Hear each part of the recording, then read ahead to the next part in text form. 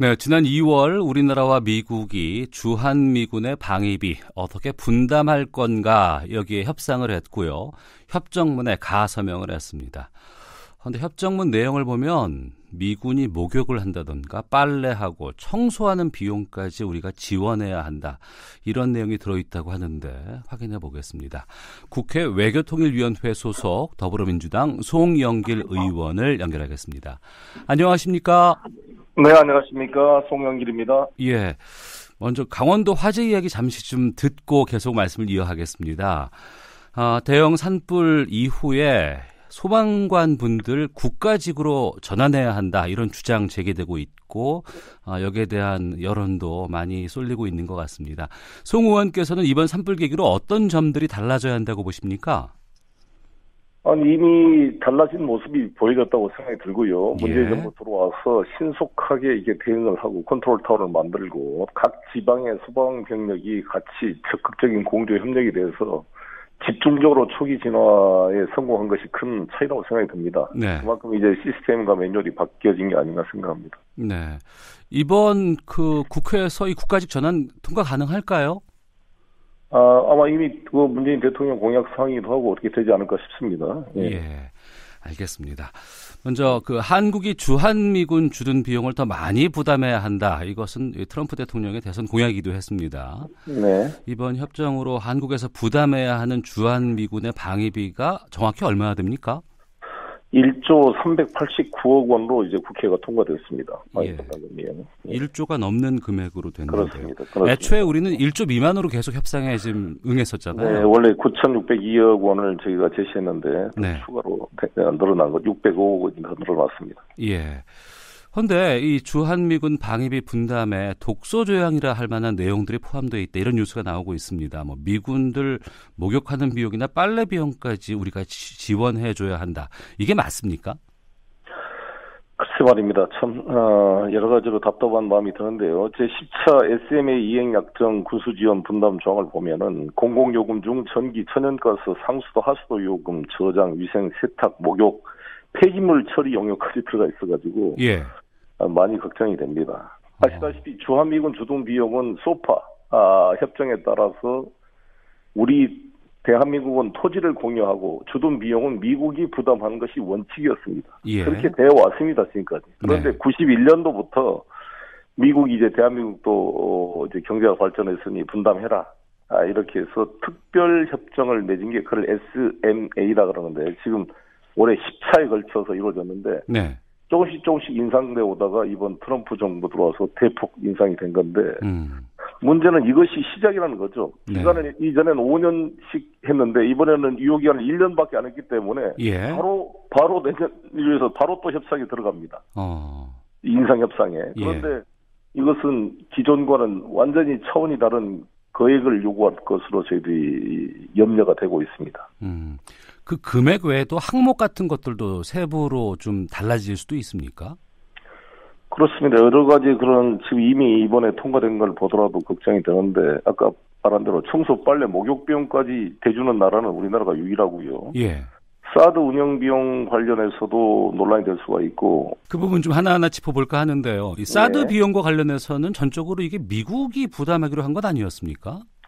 그렇게 돼 있는데 이번에 신설된 전기 등 공공요금 지원이나 폐기물 처리 용역비 지원 조항이 이게 고무줄처럼 이게 만약에 확대 해석이 되면 어떻게 되냐면 한국은 부지만 제공하고 사드 시스템 운영과 비용은 미국이 부담한다 이렇게 합의가 돼 있는데 이 조항에 의해서 만약에 문제가 되게 되면 미 육군이 2015년도에 발간한 그런 괌에 있는 사드 기지 배치 환경 평가서를 보면 사드 기지 운영할 때 3개월마다 1,703리터의 폐유와 2,080리터의 혼합 고체 쓰레기, 189리터의 오염된 냉각수 등 폐기물이 발생한다고 적시되어 있거든요.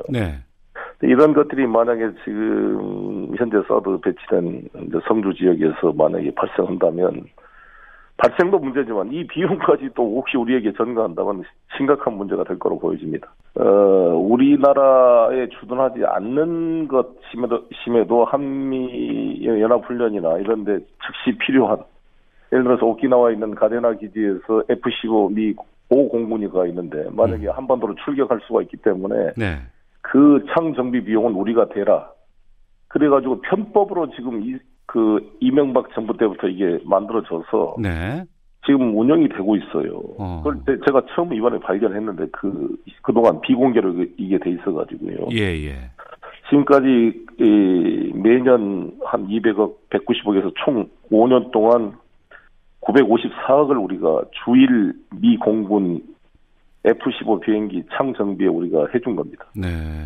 이것도 심각한 문제죠. 사실 아니 주한 미군 주둔 비용을 우리가 분담하는 것도 문제인데 주한 미군도 아닌 주일 미군까지 우리가 돈을 낸다는 것은 참 아주 잘못된 협상이다 이렇게 생각합니다. 그럼 그동안 그 부분에 대해서는 국회에서는 인지를 못하고 있었나요? 못하고 있었습니다. 이번에 제가 이제 통일로 옮기면서 이걸 최초로 확인을 해봤습니다. 송영길 의원께서 그 통일로 옮기고 나서야 확인이 된 사안이군요. 그렇습니다. 예, 저도 이제 소관 상임위가 아니면 자세히 이걸 볼 그런 여유가 없었기 때문에 들어와서 이게 보고 있는데 사실 우리가 한미동맹은 매우 중요하죠. 저도 초선 때부터 일관되게 우리가 중국과의 관계가 강화되면 강화될수록 한미동맹은 역설적으로 중요하다. 견제 균형을 위해서 이렇게 생각하는데 그 중요한 것은 이 주한미군이 꼭 우리 대한민국을 위해만 해서 있는 게 아니잖아요. 당연히 미국을 위해서 있죠. 우리나라도 있지만. 그러니까 어느가 더 이익이 크냐. 저는 미국이 훨씬 이익이 크다고 봅니다. 그래서 저는 오히려 미국이 우리 평택 험프리 기지 임대 비용을 내야 되는 게 아니냐 이렇게 주장을 한 정도인데 생각해 보십시오. 미국의 가상 적국이 지금 중국인데 중국 코앞에 바로 이 서해바다의 평택에 444만 평 세계 최고의 시설을 갖는 이런 최대의 기지를 유지한다는 것은 대단한 미국의 전략적 이익이거든요. 이번에 밥 우드워드라는 그 기자가 쓴 공포라는 피어라는 그 트럼프 대통령에 관한 책이 있잖아요. 이 책 첫 머리에 그게 나옵니다. 북한이 만약에 미사일을 발사를 미국 본토를 향해서 대륙간 탄도탄을 쏘면은 한반도에 미군이 있으면 7초 안에 그걸 탐지할 수가 있는데 한반도에 미군이 없다면 알래스카에서 그걸 탐지하려면 15분이 걸린답니다. 그럼 미사일이 캘리포니아 본토까지 로스앤젤레스까지 도달하는데 38분이 걸리는데 중간에 요격이 가능하겠어요? 15분 뒤에 알아가지고 7초 전에 탐지가 돼야 요격 미사일이 가능하지 않겠습니까? 따라서 그건 북한은 가정했지만 러시아, 중국이 ICBM을 쏘더라도 마찬가지고요. 그래서 미국 본토 방위에 결정적 역할을 하고 있는 것이 바로 주한미군 기지입니다. 그 부분과 연구해서 저희 KBS 보도도 이런 부분을 지적을 했었는데 평택 미군 기지 건설함에 있어서도 미국은 3년 동안 한 푼도 안 썼고 한국에서 낸 방위비 분담금을 활용했다. 이런 보도도 나오고 있거든요. 그렇습니다. 우리가 지금까지 한 28조를 거기다 썼는데요. 이 땅도 다 공짜로 채주고 거기 있는 건물들 다 우리 돈으로 지어주고 골프장까지 18호를 만들어주고 진짜 이런 나라가 어디가 있습니까?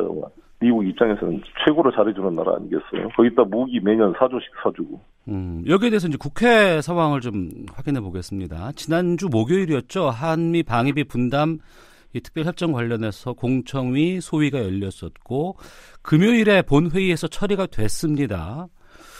공청회 다음 날 본회의에서 바로 통과가 된다는 게 어떨까? 또 방금 말씀하신 것처럼 여러 가지 불이익한 부분들이 있음에도 불구하고요. 여기에 대해서는 송 의원께서는 어떻게 보십니까? 그러니까 저는 이제 그렇다고 보거든요. 사실 국회가 미국이나 우리가 한미동맹이 중요한 것은 단순히 군사동맹만이 아니라 가치동맹이잖아요.